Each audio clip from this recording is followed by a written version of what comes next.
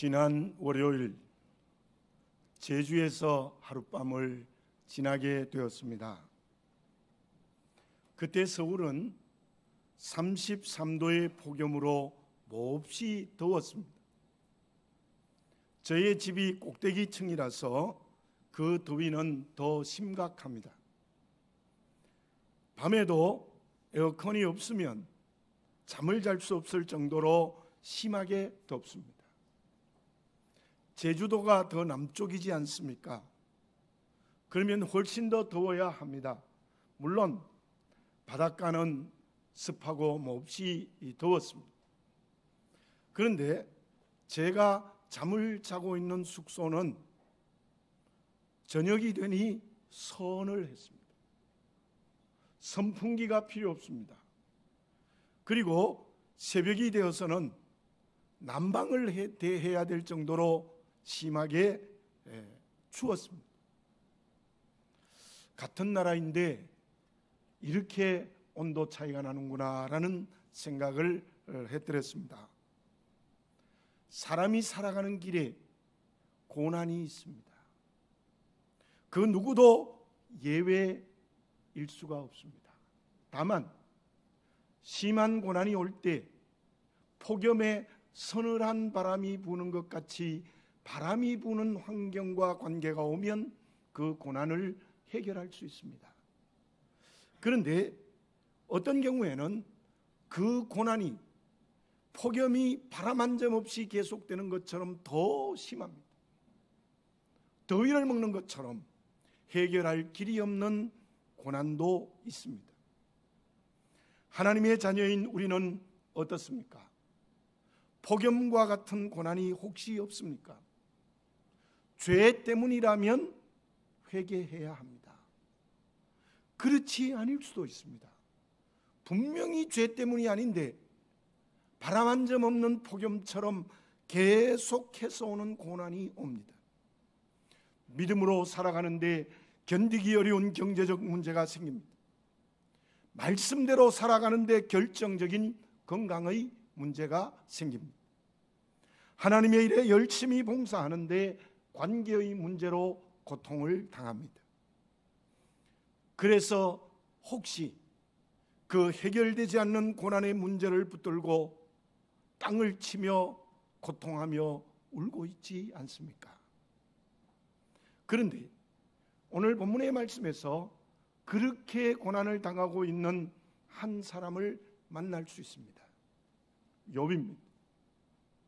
동방에서 제일 큰 부자였다고 했어요. 그런데 하루아침에 그 모든 재산을 다 잃어버립니다. 거기에다가 10남매가 잔치를 하다가 동풍이 불어서 집이 무너져서 한 번에 생명을 잃어버립니다. 거기다가 아내는 하나님을 욕하고 죽으라며 집을 나가 버렸습니다. 거기에다가 몸에는 심한 종기가 났습니다. 아마 나병에 가까운 병이 아닐까 짐작하는 학자들이 있습니다. 기왓장으로 벅벅 긁어야 하는 병으로 고통을 당하고 있습니다. 그 욥이 죄 때문입니까? 욥기 1장 1절에 이러한 말씀이 있습니다. 우스 땅에 욥이라는 사람이 있는데 그 사람은 온전하고 정직하다. 하나님을 경외하며 악에서 떠난 자라고 했습니다. 1장 5절을 읽어보면 혹시 자녀들이 죄를 지을까 봐 아침마다 하나님께 번제를 드리고 그 자녀들을 성결케 했습니다. 그렇다면 욥이 그렇게 엄청난 고난을 당한 것은 죄 때문이 아닙니다. 그런데 본문의 말씀 앞장인 22장에서 엘리바스가 무엇이라고 말합니까? 제가 22장 3절, 4절, 5절을 봉독해 드리겠습니다. 내가 의로운들 전능자에게 무슨 기쁨이 있겠으며 내 행위가 온전한들 그에게 무슨 이익이 되겠느냐? 하나님이 너를 책망하시며 너를 신문하심이 너의 경건함 때문이냐? 내 악이 크지 아니하냐? 내 죄악이 끝이 없느니라. 사랑하는 친구 엘리바스가 와서 그의 죄를 고발합니다. 너가 그렇게 고난을 당하는 것은 왜 의롭다고 하느냐? 바로 너가 지은 큰 악 때문이며 너가 큰 죄악 때문에 그 고난을 당한다고 그를 고발하고 있습니다. 본문에서 그 엘리바스의 말에 어떤 대답을 합니까? 11절 12절을 다시 한번 봉독해 드립니다. 내 발이 그의 걸음을 바로 따랐으며 내가 그의 길을 지켜 치우치지 아니하였고 내가 그의 입술의 명령을 어기지 아니하고 정한 음식보다 그의 입의 말씀을 귀히 여겼도다. 욥은 분명히 고백합니다. 내가 살아가는 삶에는 언제나 하나님의 명령대로 살았다. 그리고 정한 음식보다 하나님의 말씀을 더 귀히 여겼다는 것입니다. 하나님의 자녀가 된 저와 여러분들에게도 욥과 같지는 아니할지라도 크고 작은 고난이 있습니다. 죄 때문이라면 회개하십시오. 그런데 죄 때문이 아니어도 고난이 올 수가 있습니다. 그런데 그 고난이 해결되지 않습니다. 그걸 누가 잘 압니까? 내가 잘 알아요. 내가 죄 때문인지 죄 때문이 아닌지를 내가 정확하게 알아요. 폭염에 서늘한 바람이 불지 않는 것처럼 이 고난이 해결될 기미가 없이 고난에 점점 더 깊이 빠져들어갑니다. 어떻게 해야 됩니까? 답이 없습니다. 그러나 하나님의 자녀인 우리에게 분명한 답이 있습니다. 하나님의 말씀에 그 해답이 있음을 믿으시기 바랍니다. 어려운 하나님의 명령이 있습니다. 야고보서 1장 2절에 이런 명령을 해요. 형제들아, 너희가 여러 가지 시험을 만나거든 온전히 기쁘게 여기라. 우리는 하나님의 자녀입니다. 확실한 믿음의 그릇이 되시기를 바라겠습니다. 해답이 하나님께 있습니다. 하나님이 가르쳐 주십니다.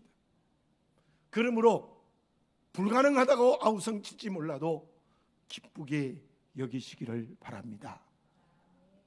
왜냐하면 하나님이 우리에게 주시는 그 고난은 우리에게 주시는 변장된 축복이기 때문입니다. 그러면 말씀대로 사는데 해결되지 않는 고난이 오는 이유가 무엇입니까? 믿음으로 사는 우리들에게 고난이 왜 찾아오는 것입니까? 그것도 전혀 해결되지 않는 고난이 겹쳐 일어나는 것입니까? 해가 동쪽에서 뜨는 것을 믿지 않는 사람은 아무도 없습니다. 물이 위에서 아래로 흐르는 것도 바뀌지 않는 사실입니다. 계절이 변하는 것도 우리의 경험을 통해서 분명하게 알고 있습니다. 그러나 그것보다 더 분명한 것이 있습니다. 오늘 읽은 본문의 말씀 13절 상반절에 이런 말씀이 있습니다. 그는 뜻이 일정하시니 누가 능히 돌이키랴. 하나님의 뜻은 언제나 일정하십니다. 그 무엇도 그 누구도 어떤 세력도 하나님의 뜻을 돌이킬 수 없습니다. 하나님이 하신다고 하면 반드시 이루시는 분입니다. 해가 서쪽에 뜨는 한이 있더라도 하나님의 뜻은 바뀌지 않습니다. 물이 아래에서 위로 흐르는 일이 있을지라도 하나님의 뜻은 언제나 일정하십니다. 계절의 변화가 거꾸로 갈지라도 하나님의 뜻은 변하지 않습니다. 다시 말씀드리면 우리의 그 고난 속에 하나님의 일정하신 뜻이 있습니다. 여러분 저를 한번 따라서 내가 당하는 고난 속에 하나님의 일정한 뜻이 있습니다. 아멘. 아멘입니다. 그러므로 우리는 고난을 당할 때 어떤 믿음을 가져야 되는 것입니까? 오늘 10절 상반절에 이런 말씀이 있습니다. 그러나 내가 가는 길을 그가 아시나니. 이것도 저를 한번 따라서 해볼까요? 내가 가는 길을 그가 아시나니. 아멘입니다.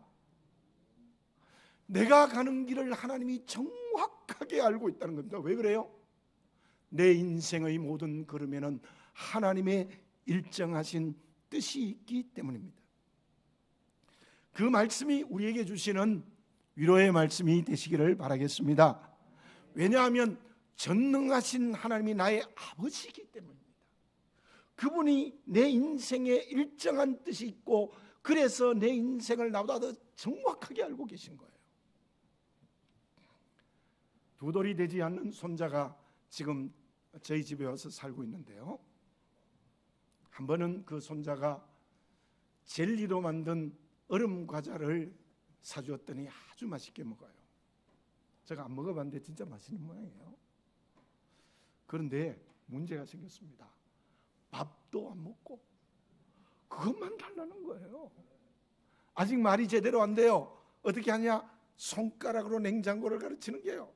달라는 거예요. 우리 딸은 주려고 하는데요, 집사람이 안 돼. 절대로 주면 안 돼. 30분 이상 울었어요. 저도 마음이 약해졌는데, 근데 집사람이 안 돼요. 안 줘. 안 돼. 그래서 실컷 울더니 울음을 그쳐요. 밥을 주니까 먹더라고요. 먹어요. 그 다음에 오후가 돼서 또 똑같이 하는 거예요. 또 똑같이. 그때는 30분이 뭡니까? 1시간이 안 됐으면 계속 우는 거예요. 그래서 제 목이 상한다, 아픈다, 열난다. 근데 안 되는 거예요. 우리 집사람이 안 돼요. 그랬더니 결국 그쳤어요. 근데 밥을 또 먹었어요. 밥 먹고 나서 이제 주는 겁니다. 그런데요, 그 다음에는 약간 울다가 그쳐요. 이제는 확실하게 2번만 그렇게 했더니 버릇이 고쳐진 거예요. 그것만 먹으면, 밥을 못 먹으면 해롭습니다. 몸에 안 되는 게 맞죠. 어쩌면 우리가 하나님 앞에 그래요. 하나님은 나에게 무엇인가 좋은 걸 주시고 싶어요. 좋은 걸 주시고 싶어요. 그러나 나는 얼음 과자만 먹고 싶다고 하나님께 떼를 쓰는 거예요. 해로운 데 가지고 싶은 거예요. 그러나 하나님은 해롭기 때문에 안 줘요. 우리 집사람보다 더 심하게 안 주는 거예요. 안 줘요. 여러분들 좀 이상한 예지만은 이런 예를 들어봅시다. 지금 내게 100억이 생기면 기분이 좋겠죠? 생각만 해도 기분이 좋아요. 목사님 저도 100억이 생기면 너무 좋겠어요. 물어봅니다. 하나님이 주실 수 있을까요? 없을까요? 대답이 잘 안 돼. 주실 수 있습니다. 그 100억이요? 하나님 1000억도 주실 수 있어요. 1000하를 다 주실 수도 있어요. 그러나 하나님 주시지 않아요. 왜 주시지 않는지 아십니까? 안 주시는 것이 하나님의 뜻입니다. 하나님의 선하신 뜻입니다. 전능하신 뜻입니다. 왜 그렇습니까? 하나님 내 전부를 알고 계세요. 내 체질을 알고 계시거든요. 그리고 하나님은 나를 사랑하십니다.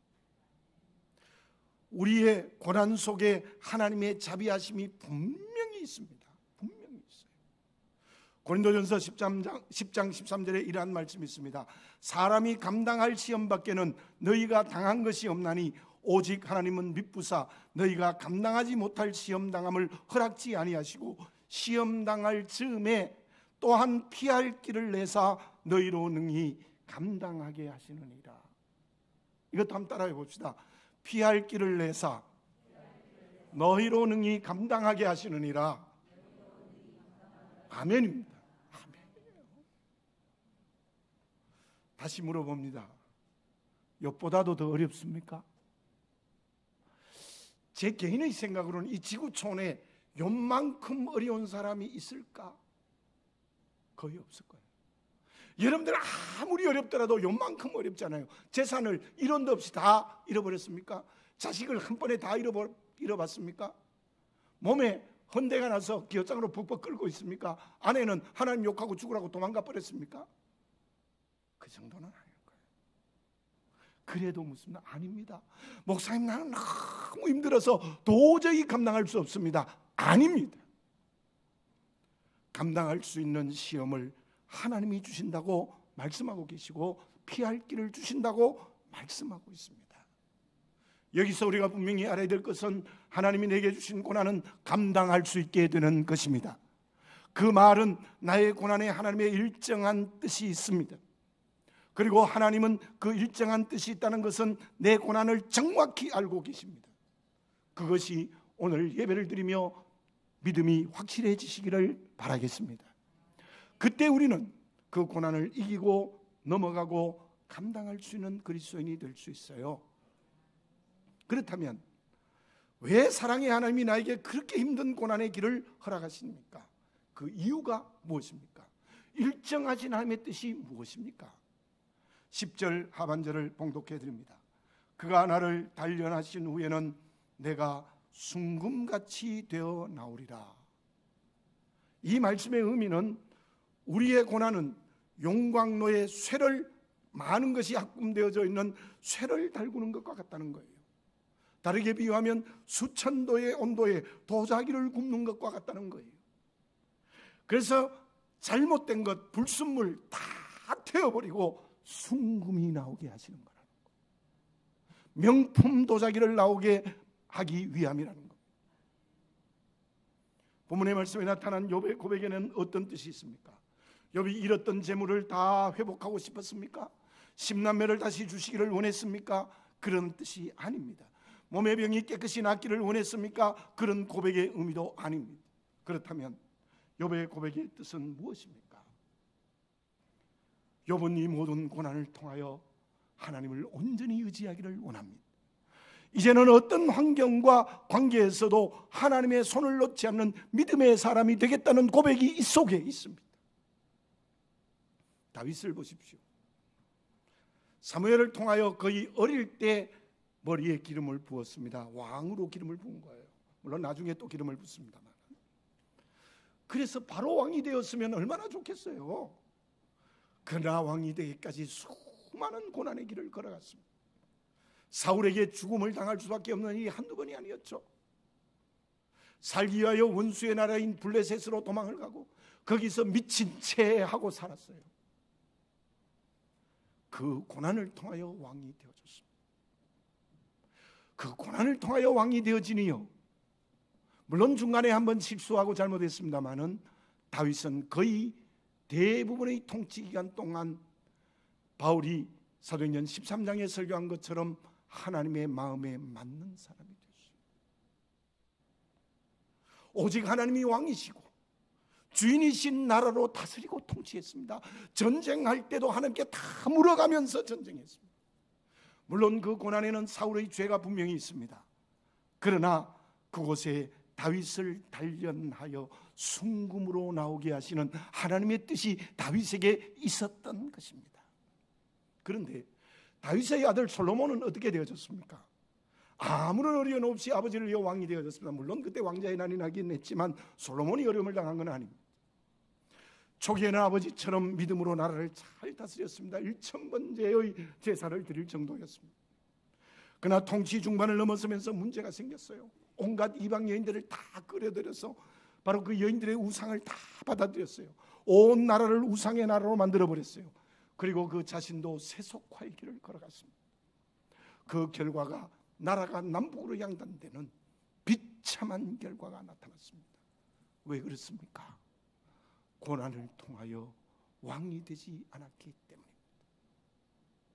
사랑하는 교우 여러분들, 지금 나에게 고난이 있습니까? 경제적인 문제입니까? 자녀의 문제입니까? 건강의 문제입니까? 부부의 문제입니까? 관계의 문제입니까? 그 모든 고난에 하나님의 일정하신 뜻이 있습니다. 그 하나님의 일정하는 뜻으로 연단하고 훈련하고 단련하여 순금과 같은 믿음을 가지게 하시는 하나님의 선하신 뜻이 있다는 것을 믿으시기 바랍니다. 그것을 영적인 눈을 열고 보시기를 바라겠습니다. 마음의 눈을 열고 보시기를 바라겠습니다. 그때 우리는 그 고난을 잘 감당하게 될 줄로 믿습니다. 그러면 우리에게 주어진 그 고난을 통하여 주시는 순금이라는 것이 도대체 무엇입니까? 일정한 뜻으로 순금을 만들어 주시는데 그 순금이라는 게 구체적으로 무엇입니까? 이번에 제주도에 가서 홍영기 목사님 네 분을 만났습니다. 이런 얘기를 하세요. 박송학 권사님과 함께 이제 농부의 맛을 알게 됐대요. 그러면서 귤 재배하는 고충을 제게 말씀해 주셨습니다. 귤나무가 제대로 열매를 맺기 위해서는 할 일이 너무 많더라고요. 가지치기를 해야 된대요. 먼저 가지치기를 안 하면 햇빛이 제대로 들지 않으면 열매를 맺기 때문에 그 가지치기 다 해줘요. 그리고 적당한 시기에 농약을 뿌려야 됩니다. 물론 8월 말이 지나면 뿌리지 않기 때문에 열매는 문제가 없어요. 농협, 국가가 인정하는 농약을 계속 뿌려줘요. 그래야 균과 병을 막을 수 있대요. 그리고 열매가 맺히면 적당한 거리를 두고 열매를 또 따주어야 돼요. 그 안 따주면 이 못 쓰는 조그마한 열매만 달리는 거예요. 그 일이 얼마나 힘든 노동임을 말씀해 주었습니다. 그런데 그렇게 열심히 일해도 두 부부를 합해서 한 달에 돌아오는 수입이 몇십만 원밖에 안 됩니다. 왜 하세요?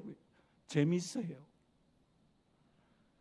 과일 한 개를 먹을 때에도 농부의 수고를 생각해야 된다는 마음이 들었습니다.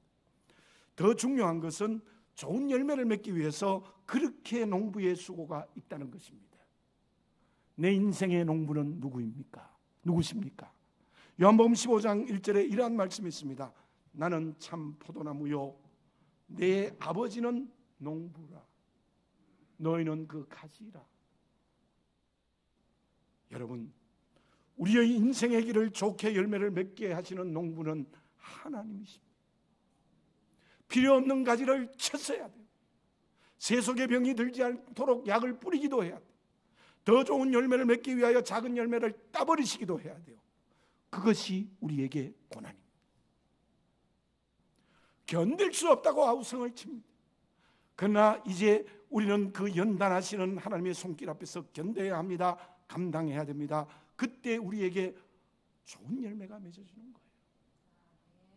14절을 제가 봉독해 드립니다. 그런즉 내게 작정하신 것을 이루실 것이라 이르는 일이 그에게 많이 있느니라. 욥의 고백입니다. 하나님께서 이 고난을 통하여 하나님의 작정하신 일이 내게 이루어진다. 믿읍시다. 우리의 큰 고난 속에 전능하시고 영원하시고 변하지 않는 하나님의 작정하시는 일이 우리에게 일어나게 될 줄로 믿습니다. 그것이 15절, 16절, 17절에 두 가지가 있습니다. 읽어보겠습니다. 그러므로 내가 그 앞에서 떨며 지각을 얻어 그를 두려워하리라. 하나님이 나의 마음을 약하게 하시며 전능자가 나를 두렵게 하셨나니 이는 내가 두려워하는 것이 어둠 때문이나 흑암이 내 얼굴을 가렸기 때문이 아니로다. 하나님은 첫째로는 우리에게 지각을 주신다는 거예요.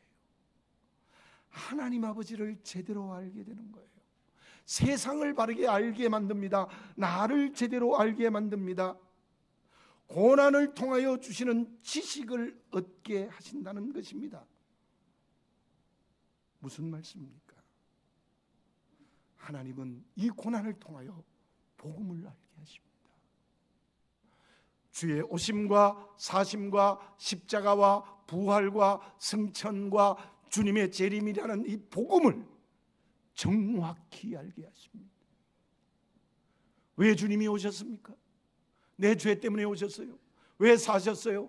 내 죄를 대신해서 사셨어요. 왜 십자가에 죽으셨어요? 로마의 사형틀에 내 죄를 자기의 것으로 삼으시고 제물이 되셨어요. 왜 부활했어요? 주님의 부활이 나의 부활이 되어 나는 영생을 얻었어요. 주님이 왜 승천했어요? 내 고향도 천국이 되어졌어요. 왜 주님이 재림하세요? 내 구원을 완성하신 거예요. 여러분, 이 복음을 제대로 알아야 됩니다. 말씀을 제대로 알아야 됩니다. 복음과 말씀을 제대로 알지 못하면 병든 신앙, 거꾸로의 신앙, 잘못된 신앙을 가는 거예요. 이걸 바르게 알게 하시기 위해서 우리에게 고난을 주시는 거예요. 가지치기 합니다. 약을 뿌려서 벌레를 잡아야 돼요. 그리고 작은 열매를 따버려야 돼요. 제가 주일낮에 설교를 했지. 호세아서 6장에 무슨 말씀이 있습니까? 힘써 여호와를 알라. 고난을 통하여서 내 아버지 하나님이 누구든지 바르게 알게 되면, 그 복음과 말씀을 바르게 알면 하나님이 누구신지, 세상이 무엇인지, 내가 누군지를 깨닫게 되면요, 제대로 된 믿음의 길을 걸어가요. 건강한 정도를 걸어가는 믿음의 길을 걸어가요. 그것은 고난을 통하여 이루어지는 겁니다. 배워서도 알 수 있지만 고난을 통해서 성령으로 체험되어져야 돼요. 이 시간 그러한 고난을 통하여서 성령으로 그렇게 지식이 거듭나는 역사가 일어나시기를 바라겠습니다. 또 하나는 무엇입니까? 15절에서는 두려워하리라, 16절에서는 전능자가 나를 두렵게 하셨다고 고백합니다. 나의 두려움은 어둠과 흑암의 환경이 아니라 내가 하나님을 두려워하게 되었다는 것을 17절에서 고백하고 있습니다. 물론 그 고백은 하나님이 주신 환경과 관계에 대한 두려움일 수도 있습니다. 그러나 욥은 지금 그 고난의 환경과 관계에서 하나님을 경외하고 있습니다. 하나님을 두려워하고 있습니다. 그렇습니다. 하나님이 우리에게 주시는 일정한 뜻인 순금이 뭐냐? 복음과 말씀을 바르게 알아, 세상과 하나님과 나를 바르게 아는 가치관의 변화를 시켜주시고, 또한 언제나 하나님을 경외하게 만든다는 거예요. 하나님을 두려워하게 만든다는 거예요. 빌보서 3장에 바울이 교인들에게 두 가지 경고를 합니다. 하나는 유대 율법주의자들입니다. 그들은 주님의 십자가와 함께 할례도 받아야 구원이 있다고 주장합니다. 이단입니다. 이단. 또 하나는 이방인들입니다. 그들은 구원의 길을 걸어가면서 세상 사람들과 똑같이 세속화로 돌아갑니다. 왜 그렇습니까? 유대 그리스도인들은 지성이 거듭나지 않았어요. 복음을 잘못 알았어요. 그러니까 할례도 받아야 구원이 얻는다는 이단이 빌립보 교회 속에 있었다는 거예요. 그걸 바울은 개라고 말했습니다. 빌립보서 3장에서 행악자들을 삼가라, 이렇게 강하게 말했습니다. 그게 잘못 알아서 그런 거예요. 이단이 전부 잘못 알아서 그런 거예요. 그리고 이방인들이 세속화된 것은 하나님을 경외하지 않기 때문이에요. 하나님을 두려워하는데 어떻게 세속화됩니까? 하나님을 경외하는데 왜 쾌락의 길을 걸어갑니까? 바로 하나님을 경외하지 않았기 때문에 그들은 지멋대로 살아간 거예요. 나는 어떻습니까? 우리 교회는 어떻습니까? 하나님과 세상 그리고 나를 제대로 알고 있습니까? 그것을 위하여 복음과 말씀을 정확하게 알고 있습니까? 하나님은 왜 나에게 이러한 고난을 주십니까? 다시 말씀드립니다. 일정하신 하나님의 뜻이 있기 때문입니다. 그 일정하신 하나님의 뜻이 나를 순금으로 나오게 하신 건데, 그 순금은 복음과 말씀을 바르게 아는 것과 하나님을 경외하는 것입니다. 여러분, 오늘 이 시간 고난 속에 주시는 하나님의 음성을 들으시기 바랍니다. 바르게 아시기 바라겠습니다. 아버지 하나님을 경외하는 새로운 변화를 성령으로 경험하시기를 바라겠습니다. 사랑하는 교우 여러분, 8절과 9절을 제가 다시 읽습니다. 그런데 내가 앞으로 가도 그가 아니 계시고 뒤로 가도 보이지 아니하며 그가 왼쪽에서 일하시나 내가 만날 수 없고 그가 오른쪽으로 돌이키시나 배울 수 없구나. 정말 욥처럼 이렇습니까? 도저히 견딜 수 없어요. 견딜 수 없는 고난이 내게 있어. 그러나 지금까지 제가 설명드린 하나님의 말씀을 바르게 들으시기를 바라겠습니다. 그러므로 말미암아 위로받으시고 변화되어지시기 바랍니다. 결과는 어떻게 되어집니까? 마지막 장인 42장에 나타납니다. 42장 5절에 보면 욥이 이런 고백을 합니다. 주님을 귀로 듣기만 했는데 이제는 눈으로 배웁니다. 여러분들, 귀로 듣는 것은 제자 훈련 혹은 성경 배워서 알 수 있을지 몰라요. 근데 제자 훈련 잘못하니까 더 교만해지는 사람도 있어요. 조심하셔야 돼요. 이때 욥은 눈으로 주님을 뵙게 되어졌습니다. 전격이 성령으로 체험이 되어진 거예요. 다만 6절에서 그가 절망의 잘못을 하나님 앞에 철저히 회개합니다. 그리고 이어지는 말씀을 보면 하나님이 정확하게 말씀해 주십니다. 욥과 엘리바스와 빌닷과 소바를 불러놓고 하나님이 말씀하세요. 욥이 옳다. 그리고 너희들 죄 때문에 욥에게 그렇게 되었다는 엘리바스, 빌닷, 소발이 잘못되고 강하게 야단치십니다.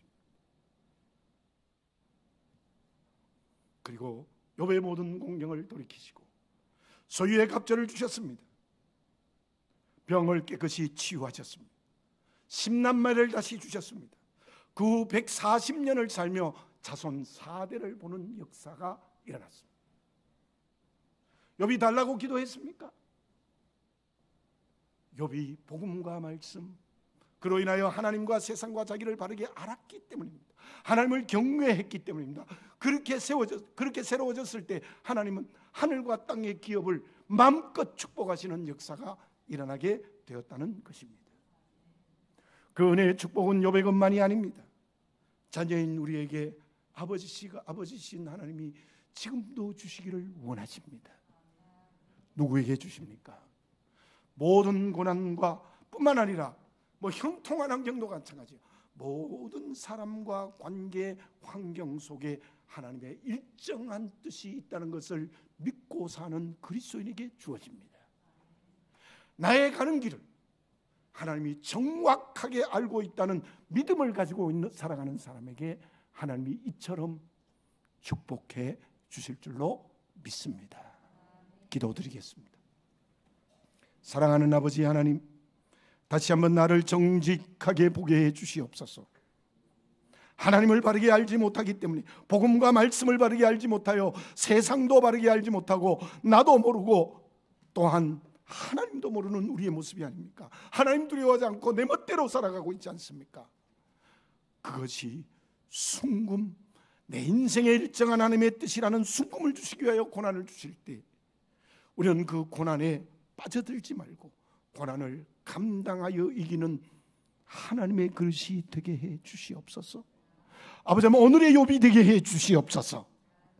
그때 하나님은 우리를 위로하시고 우리를 변화시키고 우리를 축복하실 줄 믿습니다. 아버지 하나님, 내 모든 삶 속에 전능하신 하나님의 일정한 뜻이 있다는 믿음을 가지게 해 주시옵소서. 그래서 아버지 하나님께서 내 인생의 모든 것을 정확히 알고 계시고 체질까지도 알고 계신다는 것을 믿게 하여 주시옵소서. 예수님의 이름으로 기도드립니다.